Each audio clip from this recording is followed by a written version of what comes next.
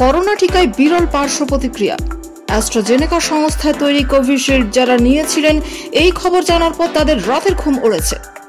Corona টিকার পার্শ্ব প্রতিক্রিয়া নিয়ে যখন উদ্বেগের সবাই, সে সময় বড় সিদ্ধান্ত ভ্যাকসিন প্রস্তুতকারক সংস্থার।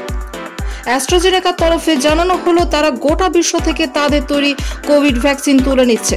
বাজারে আর পাওয়া যাবে না অ্যাস্ট্রাজেনেকার করোনা টিকা। এর মধ্যে অন্তর্গত ভারতীয়দের নেওয়া কোভিশিল্ডও। যদিও সংস্থার দাবি বাণিজ্যিক কারণে ভ্যাকসিন প্রত্যাহার করে নেওয়া হচ্ছে, এর সঙ্গে ভ্যাকসিনের পার্শ্ব প্রতিক্রিয়ার কোনো সম্পর্ক নেই। অ্যাস্ট্রাজেনেকা সংস্থার তরফে বিবৃতি জারি করে জানানো হয়েছে, করোনার ভ্যাকসিন আর তৈরি করা হচ্ছে না, এ সাপ্লাই বা বন্টনও করা হচ্ছে না।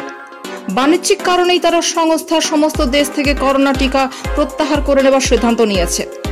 প্রসঙ্গত, কয়েক সপ্তাহ আগে অ্যাস্ট্রাজেনেকার রিপোর্টে স্বীকার করে নেওয়া হয় যে তাদের সংস্থার তৈরি করোনা টিকা নেওয়ার পর বিরল কিছু পার্শ্ব প্রতিক্রিয়া দেখা গিয়েছে।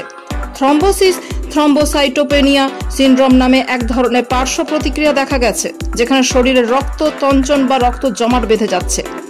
এই পার্শ্ব প্রতিক্রিয়া অতি ভয়ঙ্কর। এর জেরে হার্ট অ্যাটাক অবধি হতে পারে, মানুষের প্রাণও যেতে পারে।